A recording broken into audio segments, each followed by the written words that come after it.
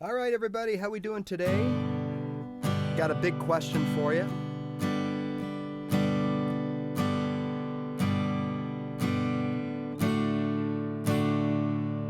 Do we need to know any music or guitar theory in order to strum our guitar? Now think about that for a bit, because there's different ways to strum. We're going up, we're going down, we're kind of what does all that mean? All right, well, first of all, don't do what I did and overanalyze everything and insist that you break everything down from day one so that I know exactly why I'm going down and up and all that kind of stuff. Don't do that, all right? Because the reality is, if you've been playing guitar for a week, you already know the basic theory of strumming, okay? So let me explain. So the first thing we do when we get a guitar and we want to learn it is we're told, let's play some chords, right? So in order to change from one chord to another, we need some sort of rhythm to gauge ourselves with and to play to. So we tell our right hand, here, just go like this. 1, 2, 3, 4. 2, 2, 3, 4. Change. 2, 3, 4. So really, in the early stages of our playing, this hand, its sole purpose is to play 1, 2, 3, 4, so that we can get this hand into shape, build up the motor mechanics to allow us to switch seamlessly between as many chords as we can possibly learn. Okay, so what we've been doing, without even knowing that we're doing it, is we're playing quarter notes. Okay, that's the 1, 2, 3, 4. What we just played is 4 quarter notes to a bar of music. That's known as a 4/4 time signature. 4 quarter notes in a bar of music. It's the most simplest form, and it's the most widely used, right? So in fact, early in your guitar journey, when you start learning songs, there's an overwhelming chance that every single song you want to learn is in 4/4. So that basically means 4, there's your timing. And then, of course, the speed of which we play the 1, 2, 3, 4 is determined by the beats per minute. So we could have a slow love song at 60 beats a minute. Or we could have a bluegrass hillbilly song at 160 beats a minute. Okay? That determines the speed of which we strum. The actual 1, 2, 3, 4, once we've established how quick or slow the song is, we then break that up into usually quarter and eighth notes. Now, there are some 16 notes, which we'll get to later, but a combination of quarter and eighth notes. Well, what are eighth notes? Do I need to know that? Again, the minute that you take on what's known as a strum pattern, and we know that as something that looks like down, down, up, down, up, or whatever. Some of you will learn it, and rightly so, or hear it as 1 and 2 and 3, 4 and 1, 2, 3 and 4 and 1, 2, or any combination of that, right? Okay. So once we start adding, and I'll get back to that in a second. So once we start adding a note on the way, or a strum on the way up, now we're adding, what we're doing is we're taking those 4 lines, the 4 downs, 1, 2, 3, 4, and we're applying math. So instead of 4 lines, we're putting lines in between the lines. So now we have 8 lines, or 8 beats in that same field. The field doesn't get longer to accommodate the 8. The field stays the same. That measure of music stays the same. The bar of music stays the same. But instead of playing 4s, now we're playing 8. Okay? Now, this is why, as a pure beginner, they tell you strum from your elbow down, create a pendulum, metronome-like pendulum, okay? And don't stop. Whether you hit the strings or not, do not stop. So let's take a look at what we're actually doing here. So we're going 1, 2, 3, 4. 1, 2, 3, 4. Now if we add the up, here's some interesting facts. We're not going any faster. It sounds like it, but we're not, right? So now I'm going to count out the 1, 2, 3, 4, but I'm going to play eighth notes so you can see the relevance, okay? So here's our quarter notes, our 4/4 time signature in quarter notes. 1, 2, 3, 4, 1. Now we're going to add eighths. 3, 4, right? Now we're going to go 1 and 2 and 3 and 4 and 1, 2, 3, 4. See how we're doing the same whether we're counting 4 or 8. 1 and 2 and 3 and 4. 1, 2, 3, 4. Down, up, down, up, down, up, down, up. 1, 2, 3, 4. 1 and 2 and 3 and 4 and... Okay? So that's why as a beginner, you always hear them say, keep that pendulum going, keep that metronome going. What we want to do subconsciously is build our internal clock so that we know that bass, that downbeat, 1, 2, 3, 4. And another good way to accent that is to use your foot and tap the 1, no matter how many ups you're doing. 1, 2, 3, 4. 1, 2, 3, 4. Have your foot tapping to the downbeat, okay? And then you play your up. On the way up, it becomes an eighth note, right? So now, without even knowing it, the minute you add an up strum, whether it's day 1 or day 14 or day 58 or day 132, once you start on that, well, guess what? You've just played an eighth note, okay? And once you start with any kind of chord strumming pattern, so whether you learn it, as I said, in 1 and 2 and or down, down, up. Now remember, 1 and 2 and is the same as down, up, down, up. So 1, 2, 3 and would be down, down, down, up. And all we're doing there in any of these strumming patterns is we are subconsciously and physically combining quarters and eighths to make that same bar of music. So think of it as a Lego set, right? So we have some bricks that have 4 knobs on them. Some have 6, some have 8, some have 2. And what we do is we put any combination together to make a certain length. So if we're building a house, we might lay a 16 one down. And then the bricks would be maybe 4 bricks of 4 knobs on that 16 of Lego. Or they could be 2 bricks of 8, or they could be 1 brick of 8 and 2 bricks of 4 to make anything to make the 16. And that's how music is put together. So we'll have a G chord for 4 and a C chord for 4 and a D chord for 4 and an E minor for 4, and it makes the 16. Okay? Or we could have the G for 8 and the E minor for 2 and the C for 2 and then the G for 4, but they all add up to 16. And that's what we're doing with our strumming. Okay?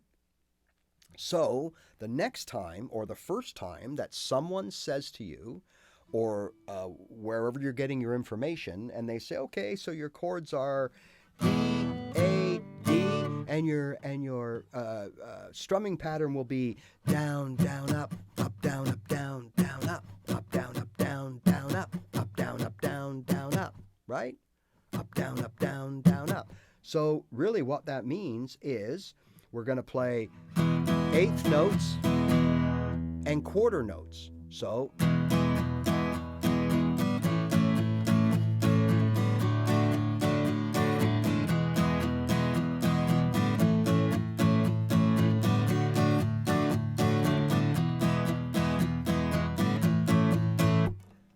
now, if I was to sit you down and say, okay, so now on this next 3-chord little progression.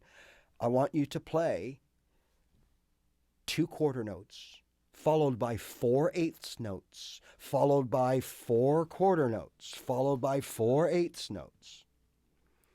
Like I did, it would drive you batty. You would go insane because you'd be thinking so much about how many strums was that? Oh, was that 4/8 or was that 2/4? What did I just play? That you end up not playing music because you're just concentrating on making sure you got the right ups and downs. But forget all that. Just pick your guitar up and start strumming. So when they say down, down, down, down, down, down, up, up, down, up, down, up, down, down, down, down, up, down, up, down, up. All you're doing is you're taking some 4 notes and some 8 notes, you're putting them together to make that, to fill up that measure, that bar of music. That's all you're doing. Don't think of it. Don't overthink it. Don't underthink it. Don't rethink it. Just play it. You now know it without knowing it, if that makes any sense. So there's no need to sit down with books and charts and drawing apparatus and start figuring out. Now, if you want to learn music theory, if you want to play in an orchestra, do you want to play in a band, you want to do, yes, then you need to know the relevance between 4s and 8s, like quarters and 8s, and even 16th notes, which we haven't touched base on. You need to know that and how to put them all together to make, when you read the music, oh, yeah, I got to play out 1, 2, 3, 4. Oh, there's an 8th note. There's some 8th notes.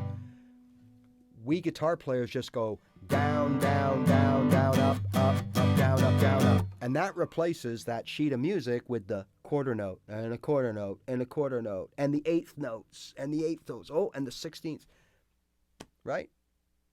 So we're kind of learning it, but we're not learning it officially like you would in school.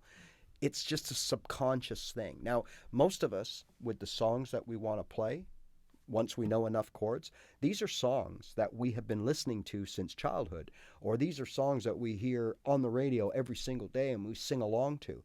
We know the beats. We know how the song goes. We know all the stuff, the chord changes, without knowing the chord changes up here, instinctively.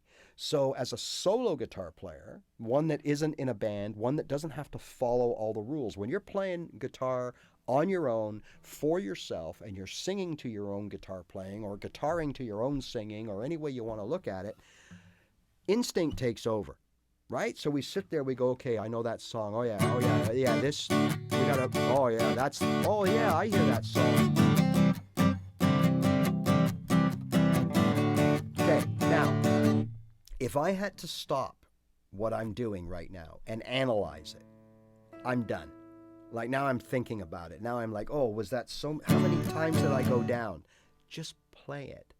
But what, just so you know, subconsciously what you're doing is you're playing down, down, up, up, up, up, down, down, up, up, up, down, down, right? You're playing a combination of 4s and 8s instinctively. So instinctively, you already know how to strum. And that's the bottom line, right? All right, so the only other time that it will really bite you if you don't know your theory is if you want to record music. Because at the end of the day, remember the Lego blocks? Music is put together, and it's done that way so others can follow it and play along without knowing what you're playing. So they look at the sheet of music and they see all their notes, the quarter, 4/8 and 2 quarters. So that would be quarter, 4/8 and 2 quarters. So that would be down, down, up, down, down kind of thing. All right. So we just wrote a line of music by just going, right? So that's why we don't technically have to know guitar theory. But it does help at some point that you understand what we just talked about. You understand what a quarter note is, what an 8th note is, how they fit together within that bar of music, right? You need to know this even when you start to play lead guitar and you start picking notes. You still have to be conscious of the overall rhythm, tempo of the song that you're playing the lead to. So if the song goes, G, O, C, D, G, right? It helps that you can play the same kind of tempo. G, G, C, D, D, D, D, D, D, D. Like, you gotta kind of know what that is, what the beats per minute and what the feel of the song is, right? But as far as strumming, just do it instinctively. And again, the 1 and 2 and is the same as down, up, down, up. So either way you want to look at it. Some musicians will tell you you're not a musician unless you talk 1 and 2 and 3 and others will say, well, why don't I just say down, up, down, up? It's the same thing. And it is the same thing. So it becomes a preferential thing, right? Most of us, when we learn and start out, we're going to be told a strumming pattern in down ups, right? So down, down, down, down, up, up, up, down, up, down, up. Would be the same as 1, 2, 3, 4, and 1 and 2 and 3, 4. Be the same thing. Down, down, down, down, up, up, down, whatever. Okay? It's the same thing. So again, you don't need to see that on a piece of paper. Now, if you want to, again, be in an orchestra, then by all means, you're going to have to learn that and learn how to read that and then interpret it into your instrument, right? So, all right. Well, I hope that now we didn't. I hope that's not overwhelming or confusing, because the whole message of this video so far is to not worry about the theory behind strumming. Just do it instinctively. Take the strum pattern that you're given and work with it until you might end up tweaking it and replacing one of the ups or downs with something you think fits better. And that's what a strumming pattern is. It's a guideline. It's a recipe. You don't have to follow it. You can add more salt or more pepper as you desire. But the base is there, that if you follow it exactly, the down, up, you'll get a pretty good resemblance of the song. So lastly, we'll talk about something called sixteenths. Now look, this is something as a beginner, you're probably not going to get into that very much, but what'll happen is, and remember the pendulum metronome theory of strumming? Now, that does not mean that for the rest of your life playing guitar that you have to strum from your elbow down and keep a pendulum going, okay? That's not what that means. That's a starter guide. That's a way to get your internal clock up to speed so that you know, all right, 1, 2, 3, 4. Okay, that's about 100 beats a minute. And you kind of have that built-in sense of timing, all right? But as you progress with your strumming, you're going to start mixing in 16th notes and things like that, right? And that becomes, think about it. If I'm playing 1, 2, 3, 4, now I'm adding 1, now I'm playing 8th notes. If I got to double that, and I'm still, I'll end up doing this to play my 16th notes, right? So we tend to, as we get up the ladder of guitar playing, of the journey, we tend to shorten this. So this tends to become this. Okay? Now we got some ability here. Now we can fine tune and we can pluck some extra notes. So our 16th notes could end up sounding and looking something like this, right? So instead of 1, 2, 3, 4, we're going 1 E, A, 2, E, 3, E, 4, E, 1, E, 2, E, 3, E, 4, E, 1, right? So we're still playing our 1, 2, 3, 4, 1, 2, 3, 4. We're still doing that. Internal clock is still 1, 2, 3, 4, but now we're playing more notes. We're playing 16ths instead of 8ths, instead of 4s or quarters. That's all. That's all that means. And sometimes we're going to mix them up.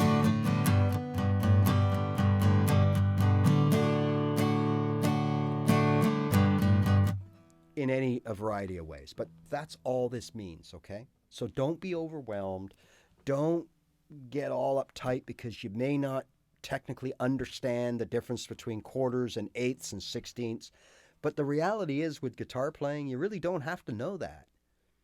The minute you replace it with a down up, or a one and two and, you have just not only figured it out, but interpreted it and played it on your guitar. When in doubt, just play your guitar. There are things that I didn't understand, but I played, and my mind didn't catch up to my body for a long time. And then one day it went, oh, that's what I've been playing all this time. There's a lot of that in guitar playing, all right? So don't overthink it. Just play your guitar. See you later.